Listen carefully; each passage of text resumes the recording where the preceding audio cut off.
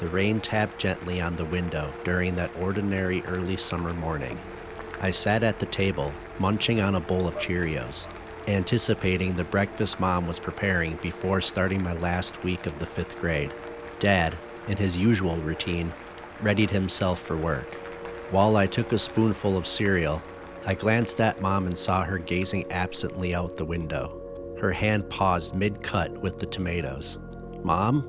I called, but she remained transfixed, knife in hand, her attention elsewhere. "Mom," I repeated, raising my voice slightly. Finally, she snapped back to reality, blinking and shaking her head as she returned to the present. "Oh, sorry, dear. I must have drifted off for a moment," she apologized. I didn't dwell on it.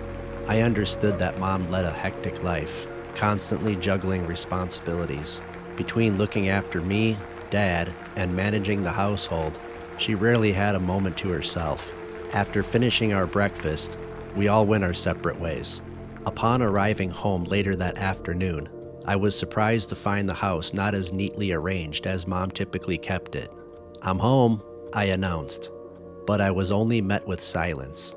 With no response, I wondered if she had stepped out, given the unusual quietness. As I headed towards the bathroom, I was startled to find Mom standing there in front of the mirror. Calling out to her, I watched as she slowly turned her head in my direction with an expressionless face. Yet, her gaze seemed to pass right through me rather than meet my eyes. With a hurried pace, she swiftly left the bathroom, brushing past me in her haste, and disappeared into her room. My anxiety grew as I became genuinely concerned. This behavior was entirely out of character for my mom. Typically high-spirited, talkative, and attentive, she was never one to brush me off like this. With hesitation, I called out to Mom again, my eyes fixed on the hallway leading to her room. Slowly, I made my way towards her door. Upon entering, I found her lying on the bed, eyes open, staring ahead. "Mom, are you all right?" I inquired. Her response came softly. "I just need some rest, dear." For the second time today, she had referred to me as dear, a term she has never used, especially when baby was her usual nickname for me. Something was clearly wrong with her, but I refrained from pressing her further, deciding instead to wait for Dad to get home. Feeling unsettled by the eerie silence indoors, I decided to play in the backyard, where I could find some peace. As I kicked around a soccer ball, I noticed my mom's face through the kitchen window as I looked up, her expression impassive as she looked in my direction. Wondering what had captured her attention, I scanned the yard, but no obvious cause for her vacant gaze. Returning inside through the back patio and into the dining room, I found my mom standing near the kitchen sink, greeting me with a wide smile. Once more, she addressed me as dear, her expression warm, but her demeanor strangely still. "What's for dinner?" I asked, met with her eerie, unwavering smile as she continued to stare at me. After a pause, she replied, "Whatever you want, dear." This departure from her usual meal preparation routine left me feeling increasingly uneasy. "You're giving me the creeps, Mom," I confessed, a concerned edge to my tone. She promptly reassured me that everything was okay, citing a headache as the cause of her strange behavior. With that settled, she got to work in the kitchen, preparing dinner for Dad's return.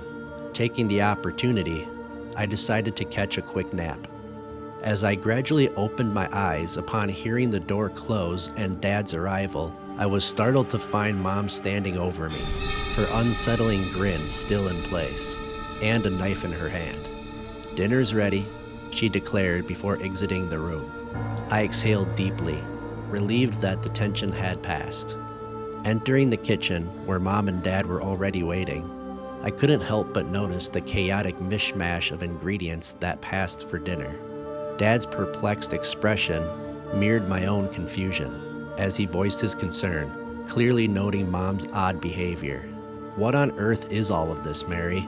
Dad's tone held a mix of disbelief and irritation As he surveyed the peculiar assortment of dishes on the dinner table, Mom's eyes widened with anger in response to this question, and she snapped back, "Then do it yourself," before promptly leaving the kitchen and heading to the bathroom, shutting the door behind her.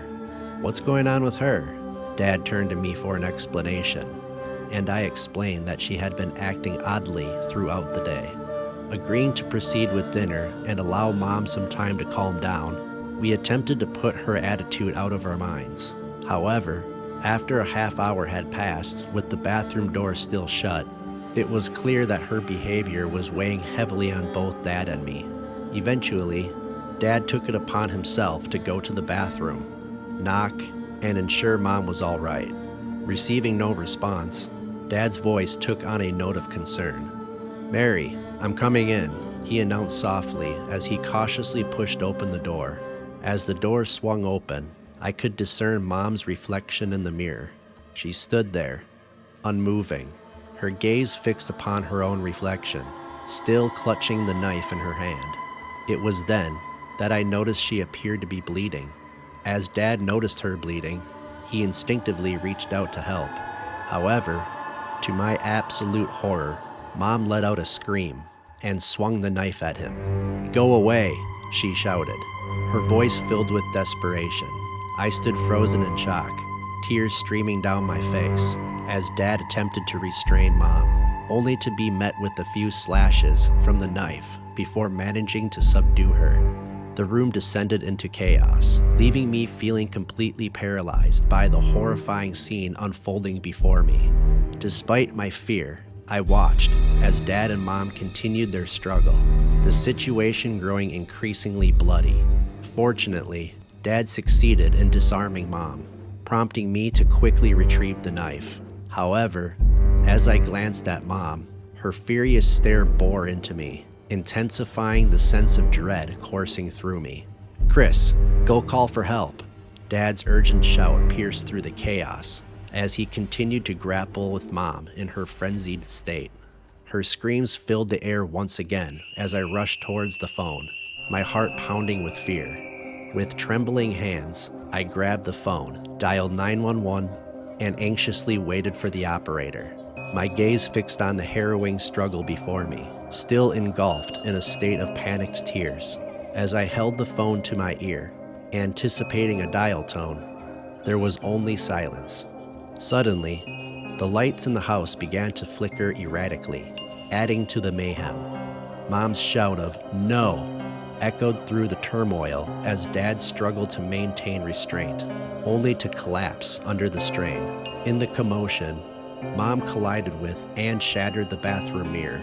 As the lights steadied and the dial tone returned, I quickly abandoned the phone and rushed to Mom and Dad's side to offer assistance. Finding them both sprawled on the ground, bloodied from the altercation, Dad began to rise, moving to check Mom, who appeared to suddenly awaken from whatever trance had gripped her. A look of shock washed over her face as she realized her surroundings, her gaze darting around the room in confusion. Meanwhile, I hurried back to the phone and dialed 911 once more, this time with greater success. Hurriedly, I fetched the first aid kit while Dad held Mom close, expressing his fear at almost losing her. Moving swiftly, we tended to the injuries as best we could, applying bandages to any significant wounds until the ambulance arrived. Thankfully, Mom and Dad emerged from the brawl relatively fine, though with numerous stitches and a considerable amount of explaining to do later on. Mom had no memory of the previous day. Her recollection ended with her preparing for bed the night before, with everything afterward a complete blank. We came to the conclusion that the mirror we had recently installed that day had some sort of haunting influence over my mom. Strangely, once it shattered, the ominous forces seemed to dissipate that night. Even to this day, the sight of a mirror fills me with dread, serving as a constant reminder of that terrifying night.